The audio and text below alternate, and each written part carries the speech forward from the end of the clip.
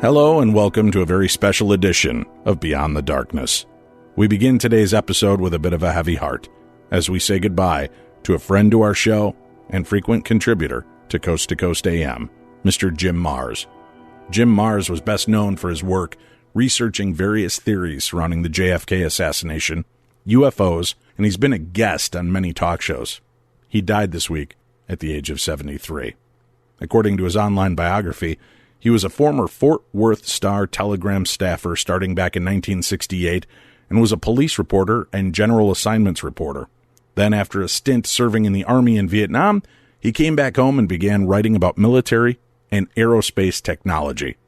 His 1989 book, Crossfire, The Plot That Killed Kennedy, was a New York Times paperback nonfiction bestseller and became a basis for the Oliver Stone film JFK in 1991. He served as a chief consultant on the film. He had taught a course on the 1963 killing of the president at the University of Texas at Arlington, starting back in 1976. He retired in 2007. Marrs could usually be found in Daley Plaza in Dallas on the anniversary of the assassination every November 22nd, talking to fans and speaking with the media in front of the so-called grassy knoll, ground zero for conspiracy theorists. His work on 9/11 dealt with what he called an inconsistent public story on the terrorist attacks. Other Marrs books include Psi Spies, Alien Agenda, Rule by Secrecy, The War on Freedom, The Terror Conspiracy, and The Rise of the Fourth Reich, all of which were met with praise by a devoted community of skeptics, if not mainstream audiences. Tonight, we're going to play one of our favorite episodes, the last episode we revisited last year by Mr. Jim Marrs. So, please remember him and his family in your thoughts and prayers, and enjoy his final appearance on Darkness Radio. So we invite you to turn down the lights and turn up your radio while we join Dave Schrader and Tim Dennis, your hosts, on a journey into the darkness on the edge of town. Good evening, everybody. Thank you for joining us. The best in paranormal talk radio gets underway in just moments. Joining us for the next 2 hours, Jim Marrs, an award-winning journalist and author. After graduating from the University of North Texas with a degree in journalism, Mr. Marrs worked for and owned several Texas newspapers before becoming an independent journalist and author.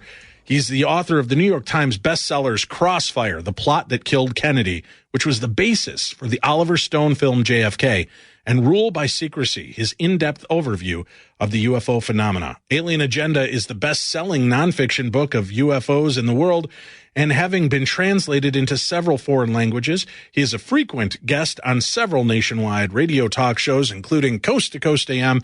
He's here with us tonight on Darkness Radio. Mr. Marrs, thank you for joining us, sir. Well, howdy, and it's my pleasure to be with you. I'm just curious, from Kennedy to UFOs, where did that leap come in for you? Where did you start to realize that you wanted to explore the phenomena of aliens and unidentified craft? Well, actually, I didn't. That kind of came from the people. Basically, my background is started off as I have a degree in journalism. I'm a journalist. And I started off as a print journalist, and I was in that for 15 years or so. And I kept gravitating towards the strange and unusual. The mayor's office is corrupt. Okay, I've heard that story before. Let's move on. Right. And I've always been curious, and I know at one point I was working on the third floor of Star-Telegram, and we had, that was before the days of the little panels, enclosed panels, whatever, cubicles. Right. Okay, we just had one big newsroom, everybody's in there. Well, if somebody had run in and said, a flying saucer landed in the park across the street and ran out, most of my compadres would go, boy, that guy's nuts, and they'd just keep doing what they're doing. I'd at least go look out the window, and if I didn't have a clear view, I might even go downstairs and wander over to the park and look around, and then if I didn't see anything, yeah, okay, the guy's full of it, and you go on. So I've always kind of gone that way. So after the success of Crossfire, as I'd travel around the country, I'd say, what do you think's the next big, deep, dark, secret government cover-up? And it's really interesting that most people, a huge amount of people, from cab drivers to publishers, said, well, I'd really like to know the truth about the UFOs. And I thought to myself, well, I would too. And so that led to Alien Agenda. Were you reluctant, though, at that point? I mean, you come off a book about Kennedy and the assassination plot and everything behind that, which, still considered very hard-hitting journalism.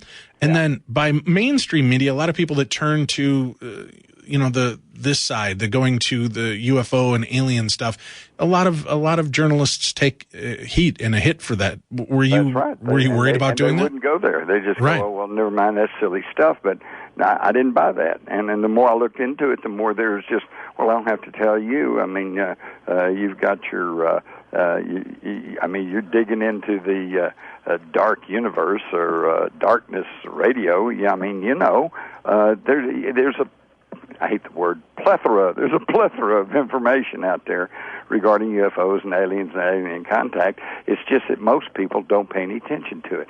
And I'm kind of ashamed for my own profession, because I would go to some of these UFO conventions and I would seek out the former pilots and the air traffic controllers and the military veterans and the police officers who had incredible stories to tell. And then I'd watch the local TV crew come in, and they would look around and they'd spot the guy in the tinfoil hat with a propeller or something, and that's the guy they'd go over to interview. And it left the public with the idea that anybody that was truly interested in UFOs must be a little bit cracked. And you and I both know that's not the case. No, and that's what always intrigued me. Like you say, you watch the documentaries and they will go for, Giorgio Tsoukalos with the standing up hair. You've got the wild-eyed looks of Stanton Friedman. And although both men are very into this and very intrigued by it, I know that sometimes people get a different perspective from it instead of talking to, some of the people in the field that you would look at with respect, pilots and military personnel. But then you look at military personnel, and there's hundreds of them. Right. But looking at the Roswell incident and Jesse Marcel, here you've got a pretty prominent figure that everything he kind of claimed ended up just kind of getting dismissed. It was swept under the carpet, and then he let it be for many years until Stanton Friedman helped to bring it back out again. And then it exploded, but he still was always kind of looked at sideways, even though this man had retired a full bird colonel and obviously was somebody that could be trusted and did his job correctly, was still speaking out that what this was a downed alien craft, yet people still shake their heads and say he was crazy or he made a mistake. I know. Well, unfortunately, we're turning into a whole country of dumbed down, drugged out dummies that just can't really think rationally, and they can't have deductive reasoning. For example, mentioning Roswell, on the one hand, you have official government pronouncements backed by little or nothing that say, oh, no, nothing really unusual happened there. It was crash dummies, or it was a mogul balloon, or, it misidentified something or another. Okay, nothing much to back that up. On the other hand, you've got probably about 500 or 600 people now on the public record who said, I was there, I picked up pieces of the crash, I carried the bodies to Roswell, I flew the bodies to Fort Worth, to Carswell, flew the bodies then on to up to Ohio, blah, blah, blah, generals, just everyone. So, I mean, who are you going to believe? Your government, who is proven so, shall we say, short of the truth in so many instances, from light at the end of the tunnel in Vietnam, all the way to weapons of mass destruction, all the way to I will not raise taxes. Right. You can't believe anything they say, so I don't understand even why there's a big contest about it. Why do you believe, in your perspective, that the government has kept such a tight lid on this, even though we physically have photographs and right. witnessed UFOs over Washington, D.C., which is always the go-to, right? If there really are UFOs, why not? And that happened. And they did in 1954. Right. No. Well, first you have to understand that there's only 5 multinational corporations now that have total control over the media and everything. In fact, everything we see and hear, not just news, but cable and TV and movies and magazines and billboards and books clubs and magazines, you name it. They're all under the control of a handful of people that own and control these 5 corporations. And that's where the trouble lies. I know there are people in government, in the military, and it started off this way. Back in the 40s and 50s, they knew there was something in the air, but they didn't know for sure what it was, and therefore they weren't able to stop them. You know. In fact, hey, would you like to hear about the secret UFO war of the 1950s that hardly anybody knows about? Nah. Don't we have something more fun to talk about? Yeah, but there was a secret. What, Jim? Okay. Well, now you mentioned the Washington flyover, right? Okay. So now that was already causing a big hubbub at the time, and people were really beginning to go, gee, you know, I wonder if there's really anything to all this. And so in about 1952, in the wake of all these UFO sightings all across the country, and of course other countries, the Air Force actually issued orders to their fighter pilots to, if they encountered a UFO, they were to order it to land. If it failed to do so, they were to shoot it. Okay, so they had shoot down orders if they saw a UFO. Well, and fighter pilots then went on a hunt for the flying saucers, with disastrous results. There was a rash of crashes with perhaps up to 10 fighters lost in just one incident over the Atlantic Ocean. And in June and July of 1951, 94 fighter jets were lost worldwide, with 51 crewmen killed. Planes were just falling to the ground, 2 and 3 at a time sometimes. There was a New York Times article that said 192 aircraft vanished or crashed during the years 1951 and 1956. So then all of a sudden the government says, okay, wait a minute, don't shoot at them. Don't shoot at them, okay? If you see a UFO, and first it was to the fighter pilots, you report that to your base commander. If it was commercial pilots, it was you report that to the executives of your respective airlines. Okay, but then very quickly, though, that got tightened up, because then the government says, wait a minute, there's nothing there, but we want to consolidate the reports. So whether you're military or whether you're commercial, you were supposed to contact Washington to a certain office and report your UFO sightings. Well, all the pilots, and especially the commercial pilots, found out very quickly that if they called and reported seeing a UFO, pretty soon these guys in suits would show up and maybe take them off their job for maybe a week or so. They'd lose money. They would risk losing their job. And mostly these guys, instead of listening and being serious about their reports, would chastise them and mock them, and almost, hey, you sure you don't need psychiatric help and that type of thing. And all the reporting stopped. Okay, that was the end of that. But when the shoot-down order was rescinded, all these crashes just kind of stopped. Okay, so I call it the unreported UFO war of the 1950s. Isn't that interesting? Okay, where would you find this kind of information, Jim? Obviously, the government didn't just, have a secret file of airlines that were shot down by UFOs. Where would we come up with this information? You would have to go back and dig back into some of the UFO literature that goes all the way back into the 40s and into the early 50s.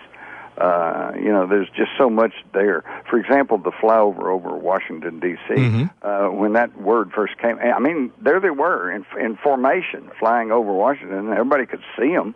So naturally enough, the newsmen rushed to National Airport. And they, in those earlier days, you could actually get in, talk to people, and get what the news was. And they were all crowding in the radar room there at National Airport, because everybody was just amazed, because up until then, everybody had been told that flying saucers were just misidentified aircraft, or maybe some kind of hallucination or maybe some kind of swamp gas or ball lightning. Well, there they were, and there they were on the radar. You know, there was definitely something up there, and they're flying in formation. So what happens? The government runs in and chased all the newsmen out, wouldn't let them go in the radar room anymore, and that allowed them, after a few days, to argue that it was just heat inversion. You know, they were just these cold and hot levels in the air, and that was causing people to think they saw stuff.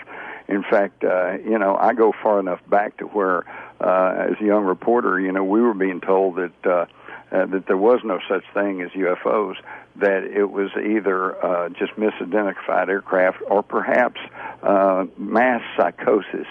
You know, even as a young reporter, I thought, wow, what a story. Heretofore undiagnosed, contagious mass psychosis. Sure. Wow. But see, you never hear that anymore. Yeah, I hadn't heard that in 40 years, okay, because of the advent of the camcorder and, of course, now the cell phone with their cameras.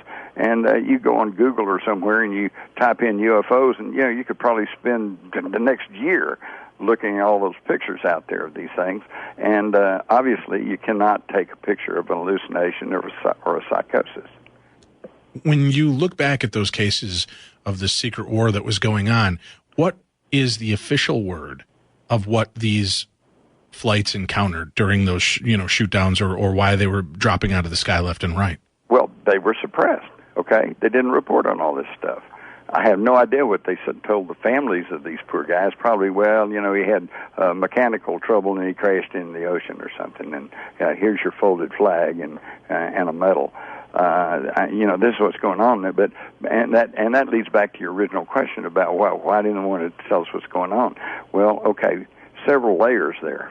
Way down at the bottom is the fact that to us, people like us, we're really fascinated and really want to know the truth about UFOs, alien activity. But at the level of the Pentagon, they viewed that as exotic technology. And any exotic technology, they figured, could be weaponized. It could be turned into a weapon. So therefore, it was a potential advanced weaponry, which, of course, has to be classified. We can't talk about that. Just like they didn't talk about fashioning the first atomic bomb or the U-2 spy plane or the B-11 or whatever. And so that's one level. Now, up at another level, the political leaders said, well, okay, they're flying over our airspace, and we not only don't know who they are, but they won't stop. We can't stop them. We can't halt them. And as we just discussed the secret UFO war, obviously our technology is not equivalent to theirs. So there goes the whole foundation for government. And the government, has only two true duties. One is to coin and regulate money and tariffs, and the other is to provide for the common defense. Well, if they can't stop them and they fly over our secret installations, then why are we paying all this money for defense? Because they're useless. They can't stop them. So that's another reason. But I'll tell you the fundamental reason is because unlike the fairy stories that we hear as children and grow up conditioned to and still hear on the mainstream media, this country is just not run the way we think it is. We think there's Congress and there's the Supreme Court and there's, the presidency and the checks and balances. No, our country has slowly but surely turned into an oligarchy run by the rich corporate elite, okay? Now, these folks, they don't care if you know there's aliens out there, but the trouble is, if you truly come to believe and understand and know that there's aliens out there, then you also concurrently know that there is alternative technology out there in energy, pharmaceuticals, communications, and that knowledge could very well upset their monopolies over those products and those services that they have a monopoly over. For instance, what would happen to the gasoline prices are sagging right now because, contrary to the idea of oil going down, no more oil. Contrary to that idea, which has been pretty well debunked, we're in a glut of oil. and the Middle East nations are just pouring it in the pipeline, and so gasoline prices are depressed. Okay, now just think what would happen if all of a sudden everyone actually knew that there were other technologies. I don't know, hydrogen, solar, anything. You know, for example, the German scientists back at the turn of the century who developed what the trucks run on. You know, what am I trying to think of here?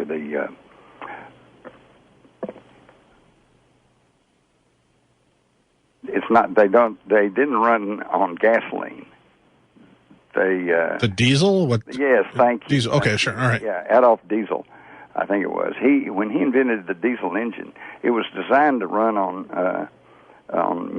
matter. Okay, organic matter. And I think one of the reasons I was blocked there for a minute, because every time I think of that, I get tickled because I think of that scene in Back to the Future where he comes back with his DeLorean and they're putting banana peels and coffee grounds and everything in his little atomic converter or whatever it is, you know, and makes it run. Well, that's what Rudolf Diesel actually planned for, was a motor that would run on organic matter. But well, gee, he had an accident. Slipped, fell overboard, crossing the English Channel, and that was the end of him. And now, of course, diesel runs on petroleum fumes, gasoline fumes. And so, see, they're very protective of their monopolies.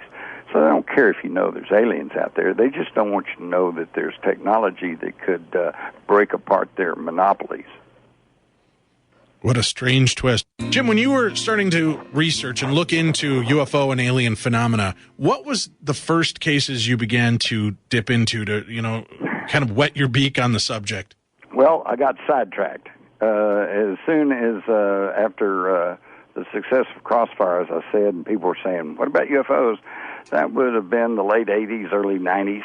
And I started looking around, and what did I stumble across but the military's remote viewing program? Okay? You're aware? Oh, certainly, yeah. You know about remote viewing. Well, at that time, it was a secret, classified, special access program, which is even higher than top secret. And I discovered that, and I talked to some of the guys that were doing that.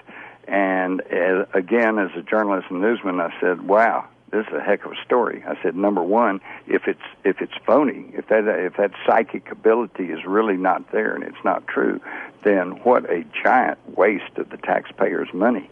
But on the other hand, and as I found out, it was true, and they were actually training these military officers in the use of psychic ability, and they were able to cast their mind out and go up in the air around the world and spy on what was going on in Russia, or at that time the Soviet Union, and also spy on other potential enemies. And I just went, holy cow, it's an evolutionary step for mankind. And it was. And then, as I progressed with that, and by the way, I produced a book called Psy-Spies, P-S-I, Spies, S-P-I-E-S, Psychic Spies, and it's the true story of America's psychic warfare program. And as I got even deeper and deeper into that and realized that it was a legitimate experiment with legitimate results, it was funded through the CIA, and then, as I said, actually turned into an actual unit within the U.S. Army Intelligence and Security Command. And it was tested at Stanford Research Institute out in California over and over again. You know, everybody would come in and say, "Oh, that's hogwash. That can't work." And then they'd test them and they'd get involved in the experience and they'd go, "Wow, it's real." So the bottom line of that is, and then I wrote a book on that based on my interviews with it, based on my research and everything else, the history, and then it got suppressed. And when I say suppressed, I mean suppressed, because anyone who has any knowledge of publishing knows that if there's some legal reason or some reason that a book cannot be published, then the author has to pay back any advance money that he got. Well, they paid me all of the rest of the advance and then gave me back the rights to the book and just said, "No, we're not going to publish this." And that's because it was breaking open this secret program. But the main reason was because every single one of these military remote viewers had personal knowledge and experience with UFOs. Now, some of them will talk about it, some of them won't. Some of them will talk around it a little bit, you know. I remember one kept saying, well, I did have some anomalous, viewings, okay, but then, and then others just won't talk about it at all, but there's no question in all of that research that all of them saw the UFOs, which that's another reason they didn't want my book out, because it made the UFOs, keep in mind this was like the early to mid-'90s, and they didn't want everybody knowing that. And in fact, just within a few weeks after my book had been canceled, the CIA issued a report and said, we've been looking into this psychic phenomenon known as remote viewing, but we don't feel like we were really getting much out of it, and just thought you'd like to know, you know, hey, wait a minute, when's the CIA ever broken open one of their secret programs, you know? So there was a huge cover-up going on. And still today, a lot of people have heard about remote viewing, but only from the mainstream media and only from movies and things where they come up to and almost make fun of the whole thing, just act like there wasn't anything there. But can I ask, Jim, when you say that each one had some kind of experience, does that mean that they were being told to remote view UFOs, or no, while they were doing what they not. were doing, were they coming into contact with alien energy or forces? I don't know what you want to call it. No, they were, you know, because supposedly and officially, according to the government, there were no such things, you know. So no, they were never tasked to go look for UFOs. It was but for example, they would be tasked, say, to go up in the upper atmosphere and look for high-performance aircraft. And the idea being, what are the Russians testing? What are the Chinese testing? You know, well, they'd go up there, they'd look at these things, and as one of them told me, he said, those guys weren't even from the neighborhood, okay? They weren't us. And that's what I'm talking about. Ingo Swann, who was one of the early experimenters with the remote viewing and probably one of the best remote viewers they had, there were a few others, but he was one of the better ones. And he told me one time about that he was tasked to go look at some new type Russian submarine. And when he went there, there was this circular craft hanging over it in the air. And naturally, his attention was drawn to this craft, you know, more than just a run-of-the-mill submarine. And when he got back, and when he was, you know, filling out his reports and everything, the interrogators would say, well, wait a minute, what about the submarine? He said, I didn't care about the submarine. I want to see this round object that was hanging over in the air. And they said, are you talking about a flying saucer? And he said, yeah. So they just, you know, they all accept it. If you really get to know them, get talking to all these guys, they just, they come here and they go there, and they, you know, they're in Air Force parlance, they're called fast walkers, and these are ships that come into our atmosphere and leave our atmosphere, and they're not us. Were they? Did any of these remote viewers relate that while they were remote viewing these beings, that these beings or these crafts seemed to notice them? Oh yeah. Sometimes they definitely realized that there was somebody looking in on them. You see, the idea of the remote viewing and the idea of being able to use this psychic power, we all have it. That's one of the things they found in the research at Stanford Research Institute was that they bring people off the street and test them and find, they could do it. You know, we all have this ability. But, of course, that's like saying you and I both have the ability to play Chopin on the piano. I don't know about you. You may be a great pianist, so maybe you can do it. But I know I'm still at the, dun, dun, dun, dun, dun, dun, dun, dun, dun, dun, I'm at that level. But the point is that we both have the ability, okay? If I studied music a lot, got me a good music teacher, and then practice, I could play Chopin on the piano. So could you. So could anybody. All right, so the psychic ability is the same way. Now, some people have a little bit more natural ability for it and can kind of just jump right into it, and then others have to struggle, but we can all do it. And here's the clincher, too. This thing that just boggled my mind is that this ability is not limited by time or space. You can go back in the past and look at things. You can go into the future and look at things. You can go out into space and look at things. Back in the early 70s, Ingo Swann and another psychic, they went out and took a psychical look at Jupiter. And they said, okay, wow, it's got a little ring around it that we hadn't been able to see, and it's got a modest but nevertheless present magnetic field. And it's clouds, none of that. There's big mountains, huge mountain ranges and stuff. Well, the scientific community says, well, that all sounds good, but we don't know that. How do we know that? Nobody knows that. And then in the late 70s, about 1977, is when they launched Voyager 1 and Voyager 2. And when they got out there and had flybys by Jupiter and send all the data back, what do we find? It's got a little ring around it. It's got a magnetic field. It's got clouds. It's got mountain ranges under it. And so the psychics were proven completely correct. And now that gets even to weirder things, such as the loss of the Phobos 2, which was a probe sent by the Russians to study Phobos, the moon of one of the moons of Mars, which a lot of people, including the Russian scientists and even some scientists over here, they said that it appeared to be not natural.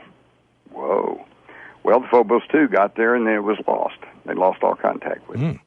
And then, you may recall, a few years after that, they sent the Mars Observer. We did. We sent the Mars Observer out there.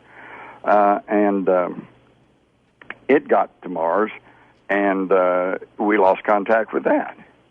And I know when the Mars Observer was lost, I got in contact with some of these remote viewers I'd been dealing with, and I said, what happened to the Mars Observer? And they said, same thing happened to the Phobos 2. Well, what happened to the Phobos 2? They said, well, they remote viewed, and they saw that as both of those probes came into the atmosphere of Mars, that a circular-shaped object rose off the surface of Mars and came out to meet them. And one said the analogy would be the tugboats coming out to meet the Queen Mary. Well, they came out and they scanned these probes from Earth and then realized that it wasn't theirs, so the object turned around and went back to Mars. But in the process of scanning the two probes, the Phobos 2 and the Mars Observer, these electromagnetic beams or whatever they were probing with scrambled the onboard computer. We lost contact, and they just tumbled in the atmosphere of Mars and burned up. So, okay, there's a real interesting story, but was there any feedback? Was there any way of knowing if that was true? Well, I have a drawing that one of the viewers made. You could see the landing leg of the Phobos 2, and they drew the little object, and it was kind of teardrop shaped, but more irregular, okay?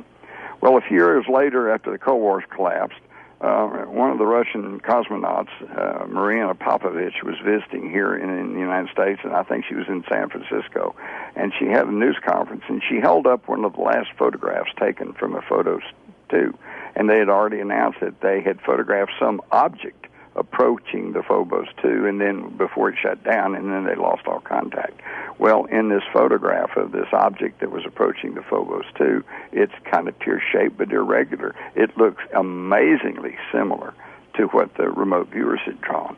So, see, there are ways of penetrating what's going on, but you're not going to get it through any mainstream corporate-controlled media outlet.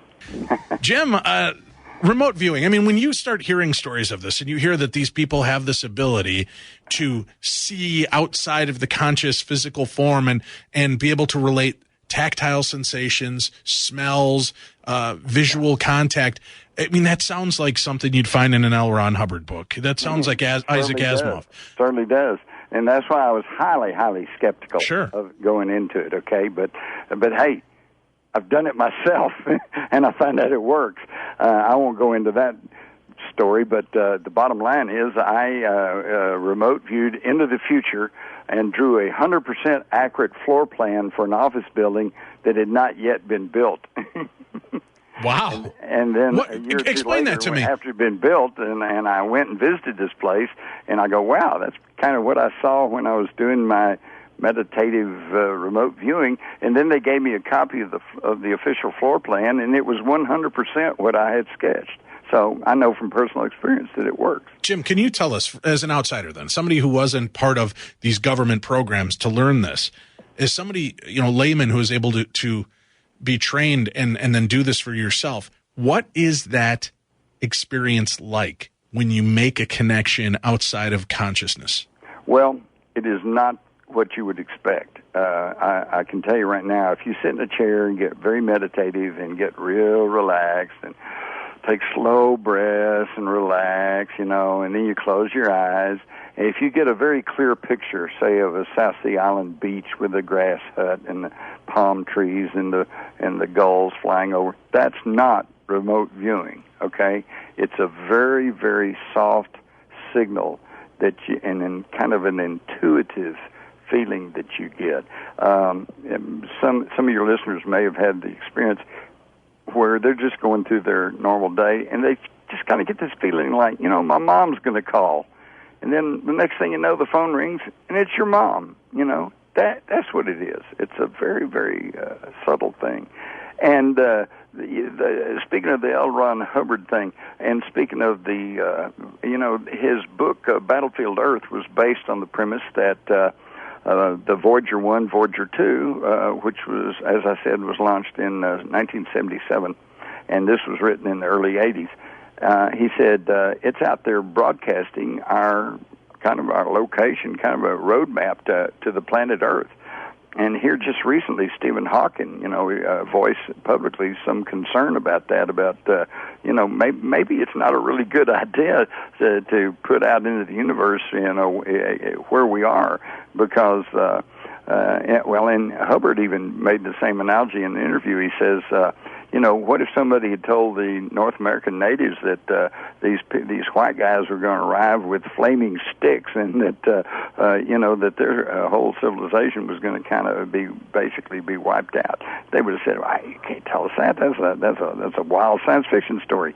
But these things have happened after Columbus discovered America, so to speak, and there's a huge argument there.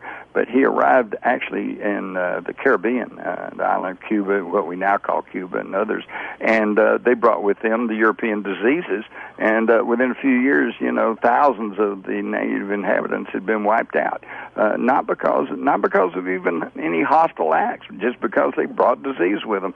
And of course, H.G. Wells turned that whole concept around when the Martians invaded the Earth in his 1896 book, War of the Worlds.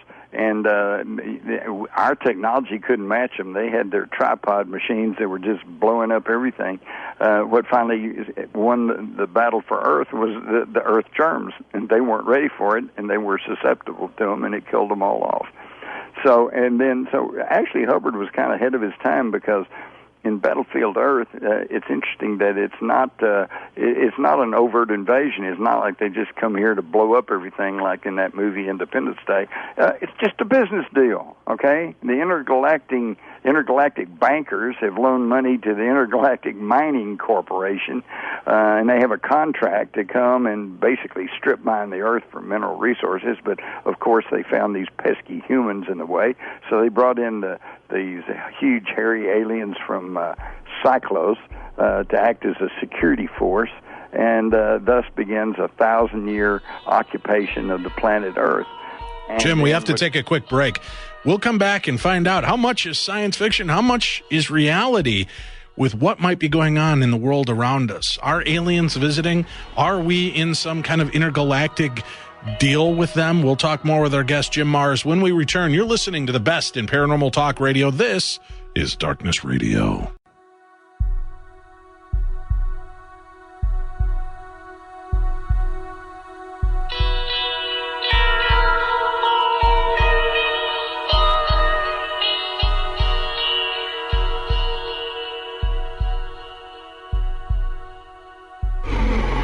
Good evening and welcome back to the show. Darkness Radio is on the air.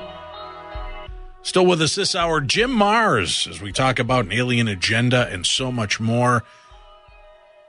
Jim, when you're researching and looking into these cases, and there's such conspiracy and such an agenda to hide information, right, how do you know that the people that you're getting information from are giving you legitimate information, not disinformation, not misinformation?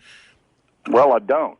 That's why, as a good journalist, I listen to everybody. I don't ignore anybody, and I don't just accept from just everybody or anybody. But I have what I call my hunt file, okay?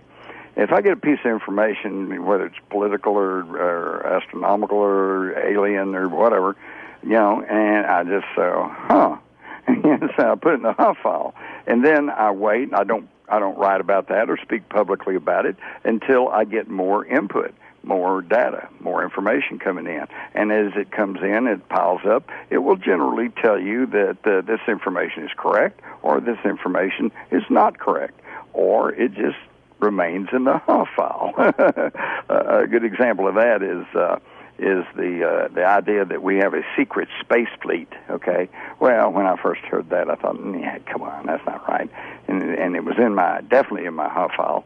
But there's been more and more information coming out, and for instance, Gary McKinnon, who hacked into the Pentagon computers and found the officers and the names of the ships and all like that. And then you put that together with the stories about that the Pentagon now says it can't really account for more than $8 trillion. Gee, I had it when it came in. Wait a minute. Come on. You tell me you can't keep up with that kind of money? Where'd that go? Well, it could have gone to a secret space fleet. So I'm not here to tell you that I'm convinced that it's there. I'm not here to convince you or to tell you that I have definite proof that we have a secret space fleet. I'm just saying it's still in my HUF file, but it's kind of gotten towards the front.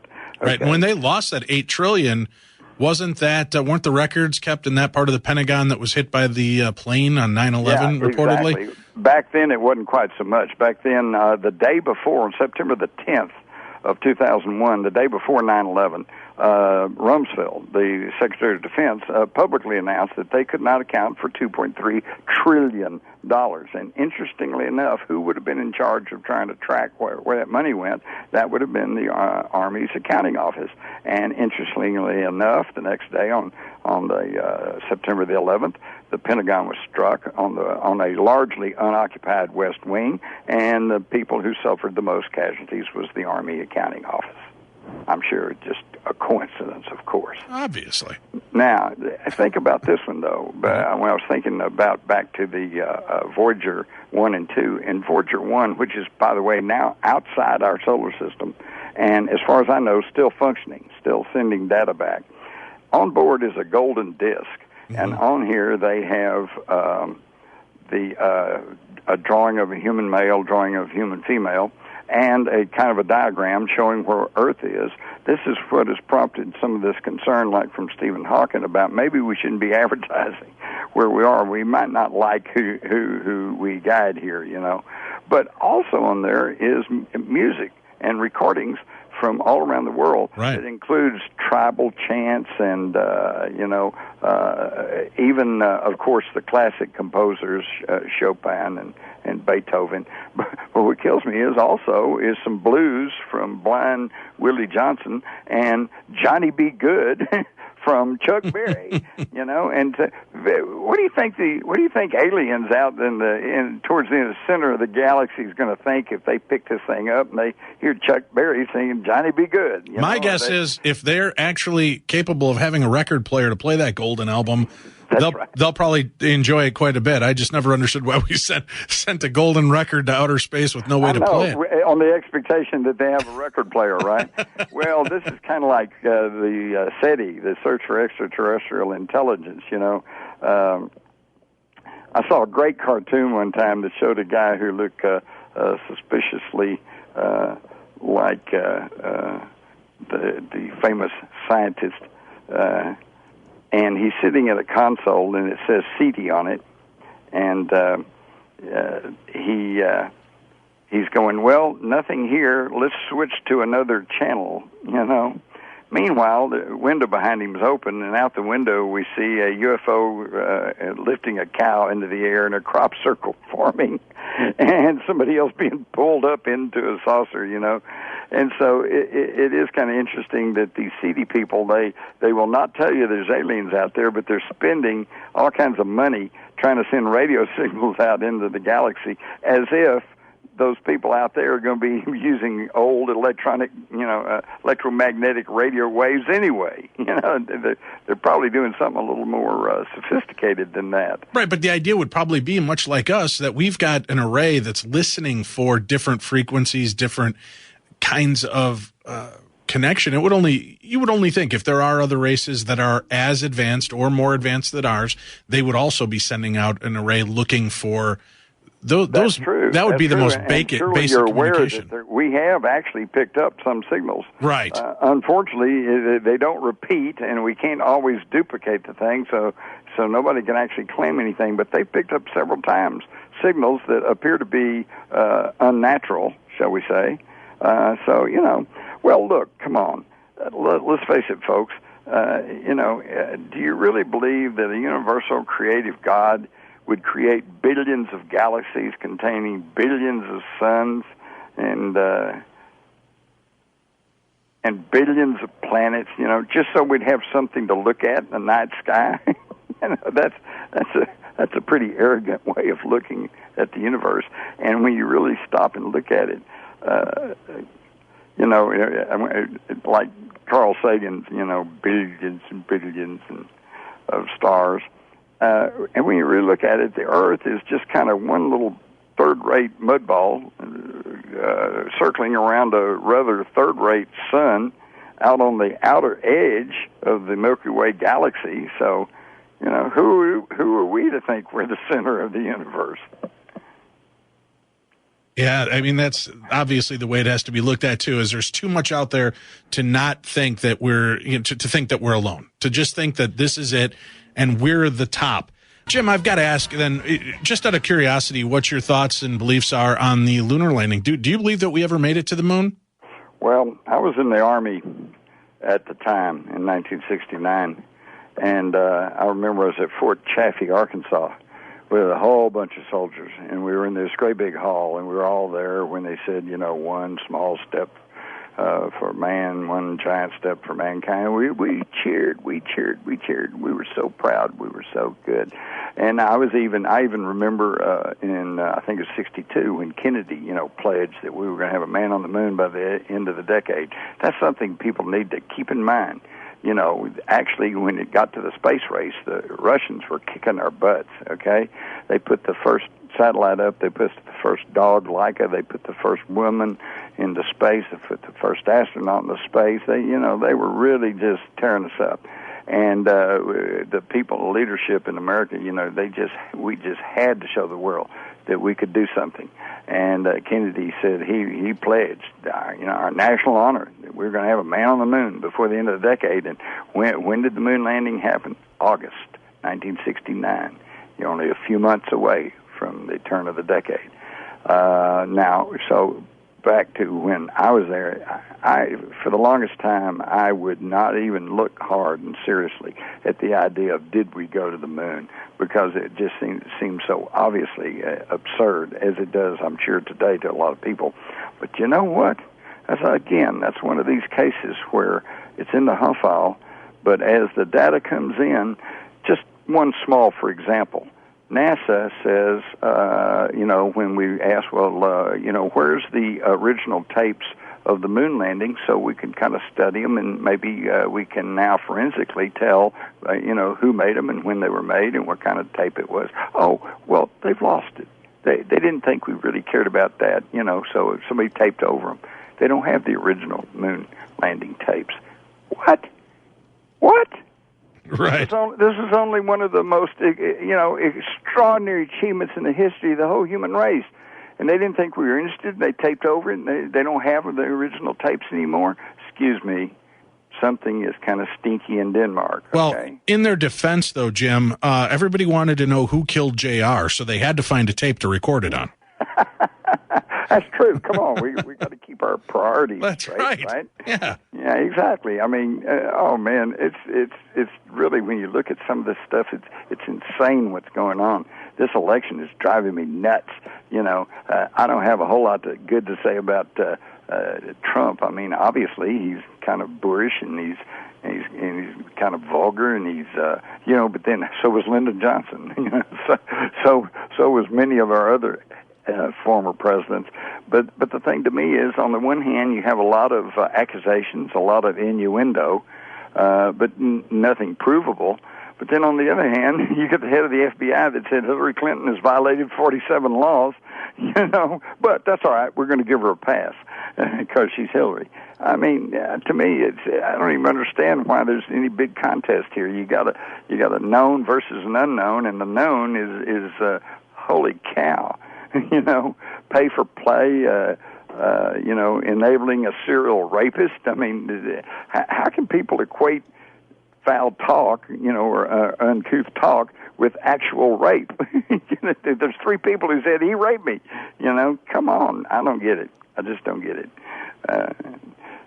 But then I don't get a lot of things, so that's why I go and investigate things. Right. Gotta take a look at these calls, see what makes sense, what doesn't. And the reason I'm not trying to put you under the microscope when we talk about the lunar landing, but it just seems that, there are some experts that come down on the side that there's no way we could make it through the Van Ryan belt. There's no way that we could successfully do these things. That's why we haven't gone back there.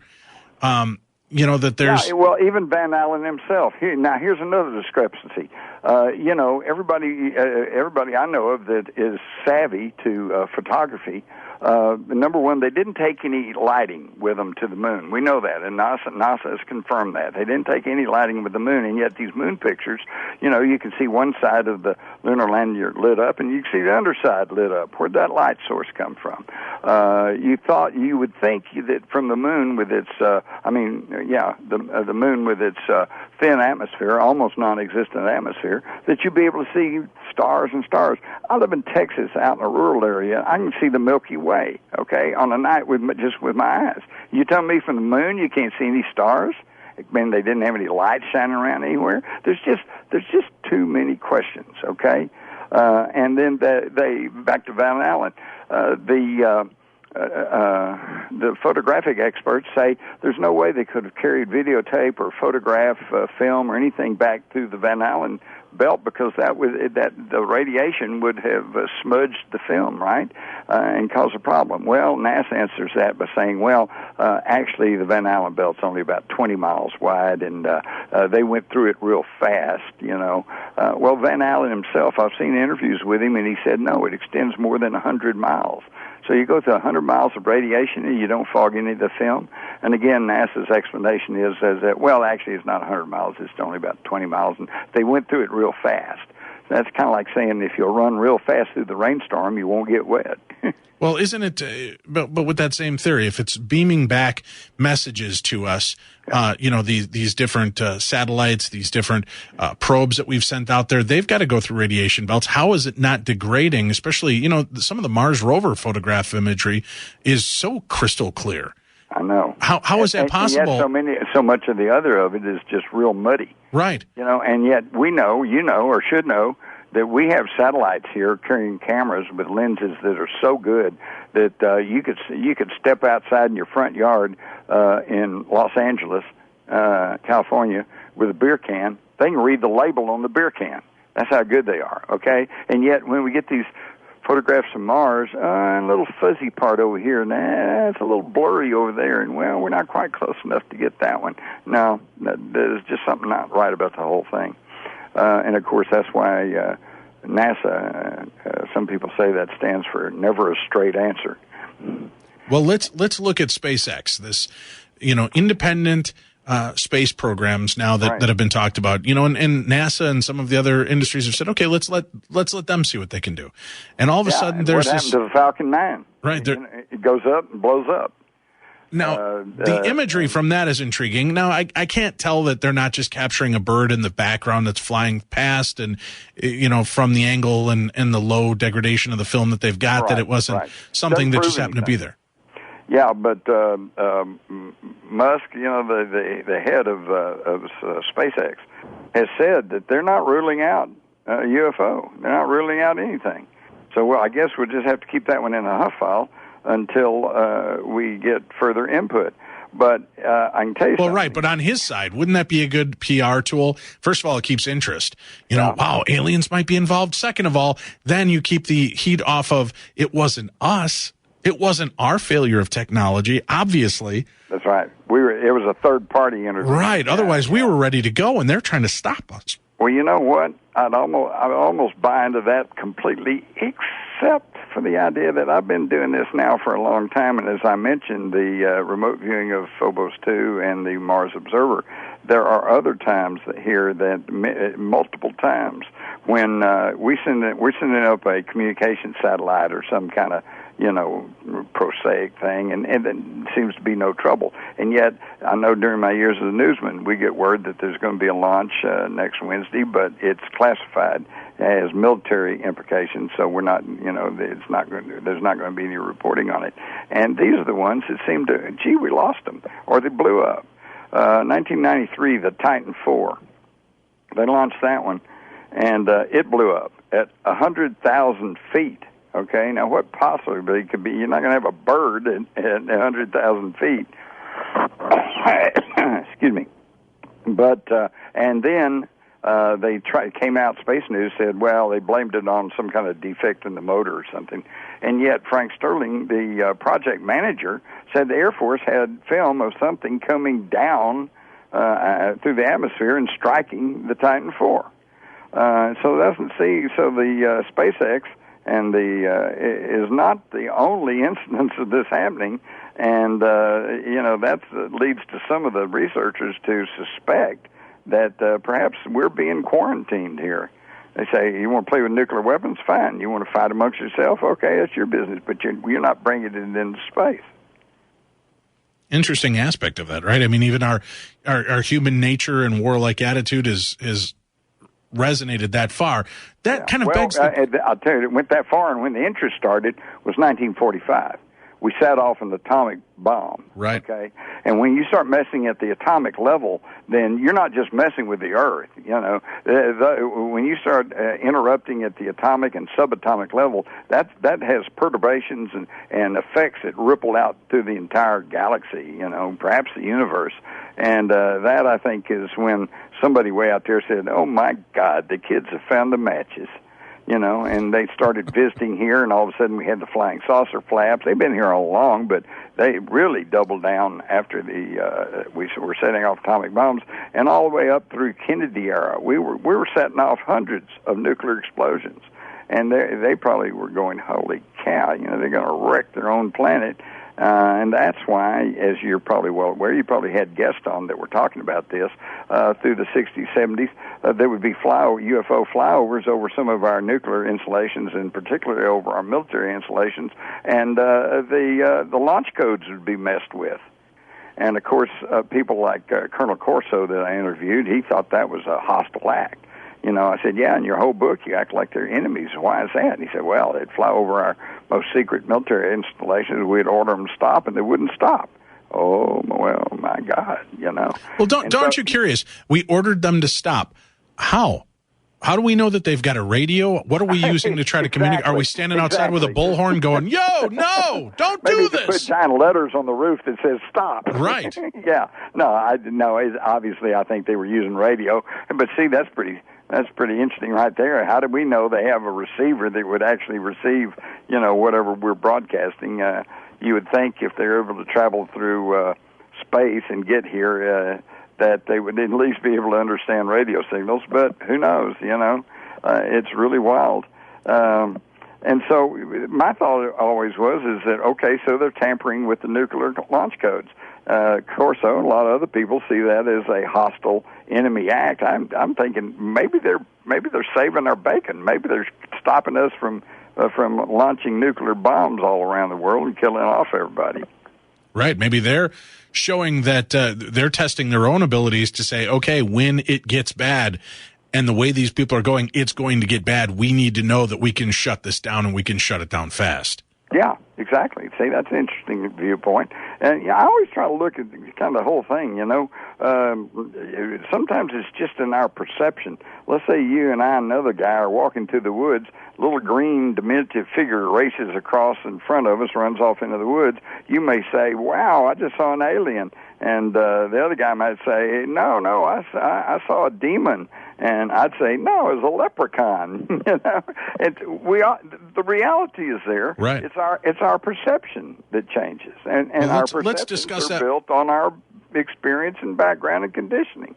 I got to mention one thing because Sure. L. Ron Hubbard's book, the Battlefield Earth, which by the way is number 3 on the top 100 novels of the 20th century or something like that. And I remember I read that when it first came out. And I was thoroughly intrigued. And of course, then they made that stupid movie.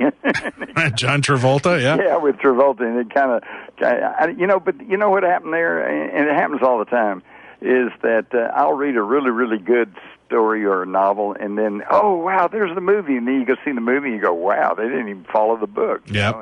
And I think that's what happened there. But let me tell you what they've got going that really intrigues me, because I've actually listened to a portion of this. Unfortunately, I hadn't had time to listen to the whole 47 hours of a... You're such a quitter, Mars. I know it. I just give up real quick. I'm sorry that the Cubs were on, but anyway, it's amazing. It's amazing. 47 hours. You can get it in a little flash drive. It's all on this little thing, and I think you can get it off Amazon for like $2. Go to BattlefieldEarth.com. You can read all about it. But this thing, they have 67 voice actors portraying 198 characters from this book, more than 150,000 sound effects, and a full musical score written especially for this thing. I call it a movie for the mind. Okay, if you're a truck driver or you face a daily long commute or whatever, I can't think of anything better than to listen to Battlefield Earth in this audio version. It's really amazing. But then, guys, I hate to date myself, but I go back to pre-TV. When I was a kid, there was no TV. And what we do, I don't know about everybody else, but... You hung out on the Internet, obviously, right?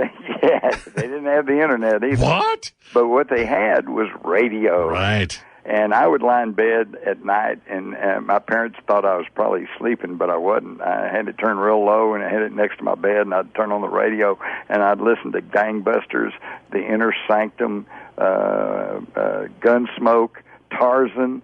All these things were radio programs, Sure. along with, of course, the comedies like Burns and Allen and Amos and Andy and all like that. And you'd lie there, and you'd listen to, like, The Shadow. What evil lurks in the hearts of men, the shadow knows. And then they, very, very expressive voice characterizations.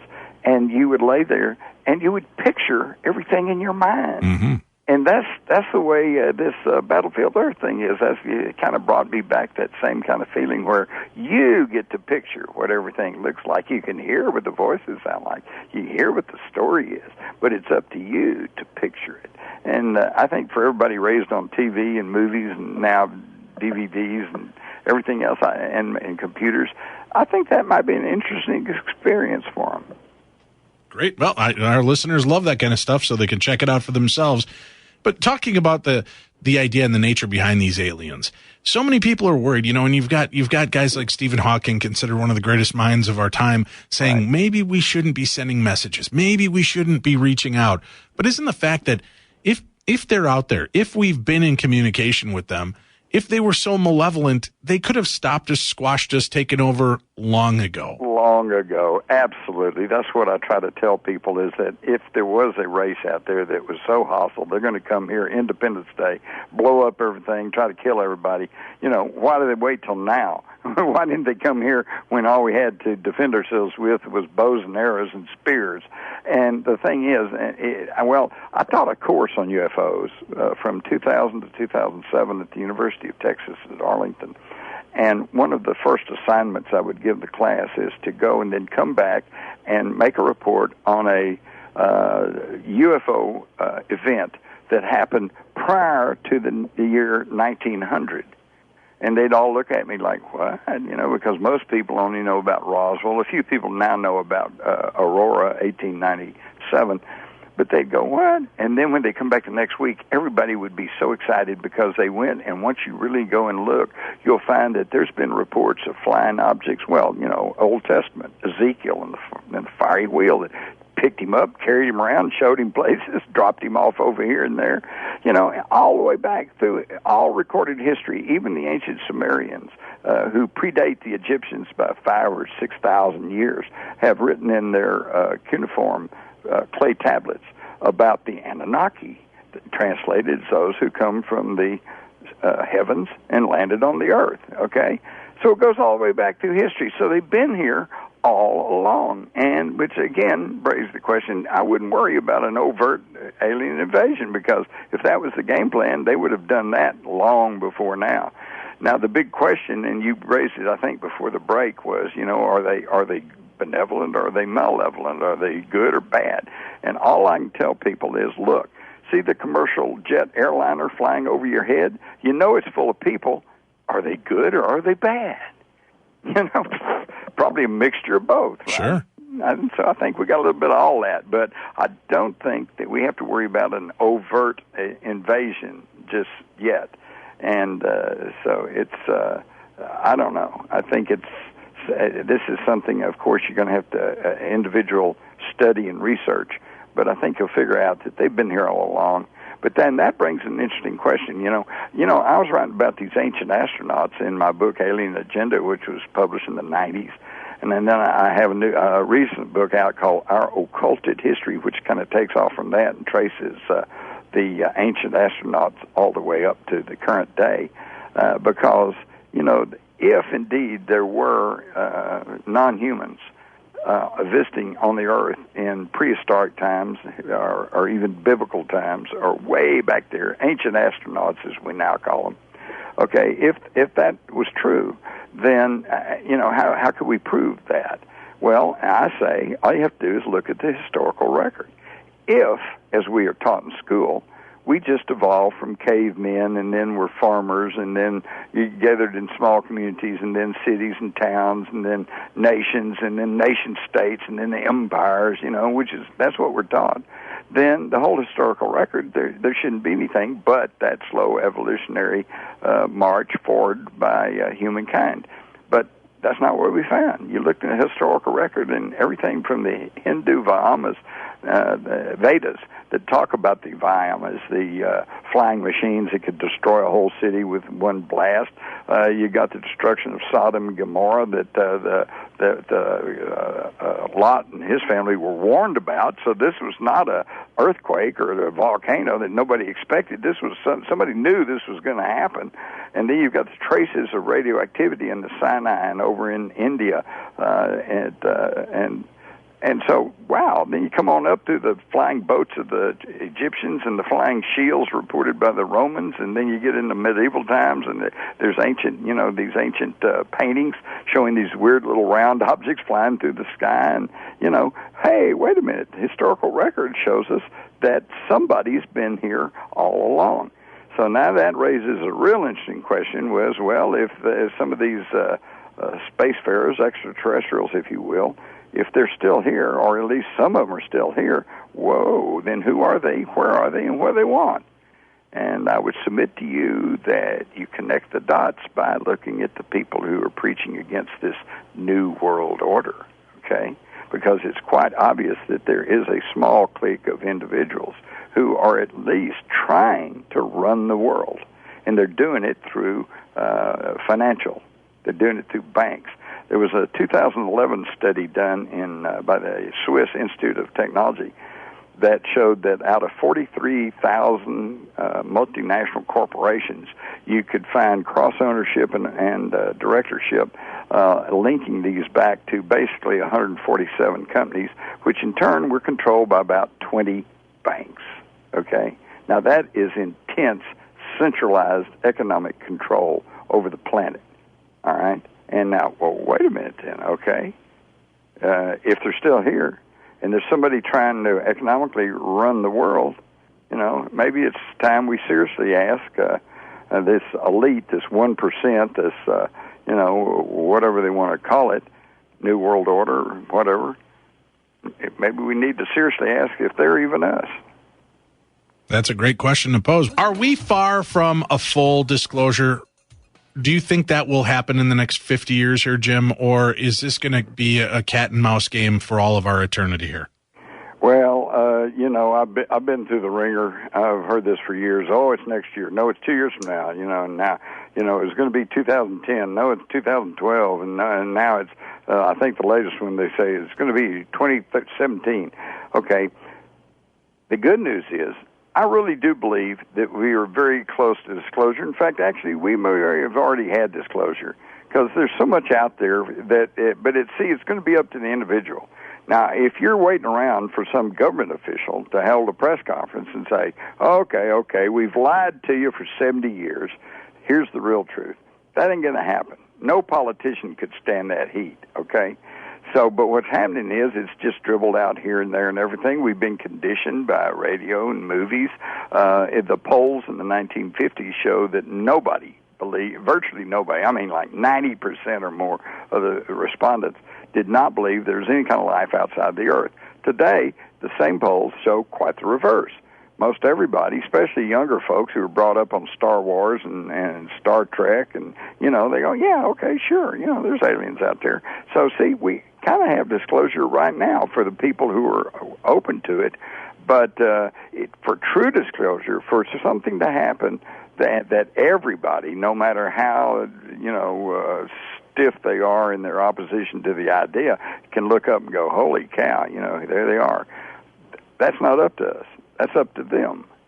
If you'll think about it, all they got to do is come hang out over a city long enough for the news crews to get out there and start taping, and then, whoop, the game's up, right?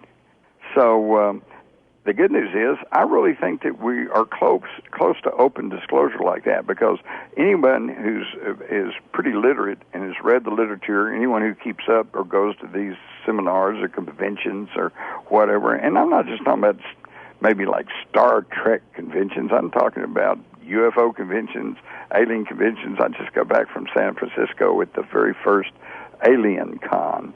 Whoa. And you know what?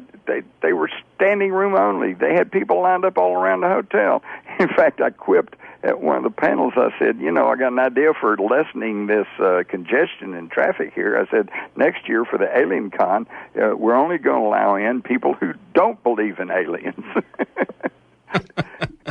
And I think it's true. I think most people are now at least open to the idea, as opposed to the ones that are going, nah, it's all nonsense, don't listen to that, So I think disclosure actually has probably already happened. We're just kind of in between here with a mass of people realizing that it's all true and that we're not the only intelligent species in the universe, if we can even call ourselves an intelligent species. There is that.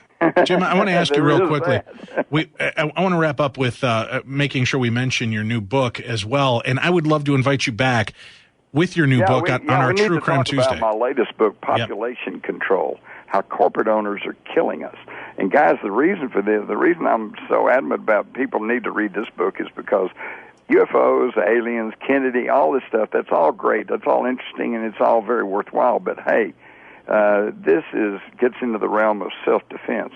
If you don't understand what they're putting in your food, they're putting in your water, they're putting in your vaccines, what they're putting into your air that you breathe, then you're in big trouble, and you need to have this information so you can protect yourself and your loved ones. And we want to discuss that. We do True Crime Tuesday every week. And, Jim, I would love to have you come back and talk about that and the $1 trillion conspiracy, to discuss these different aspects of, people always consider serial killers and strange mysteries crime, but this might be the biggest crime being perpetrated on us, the people of the United States and of the world, and we need to take a look at this. So can we get you? Brother. You're absolutely right. I'm with you, and it's killing us. I was seeing the other day something like 6 million people a year die all around the world just because of air pollution. Right. I go to foreign... The leading cause of death in the United States today is conventional medical treatment.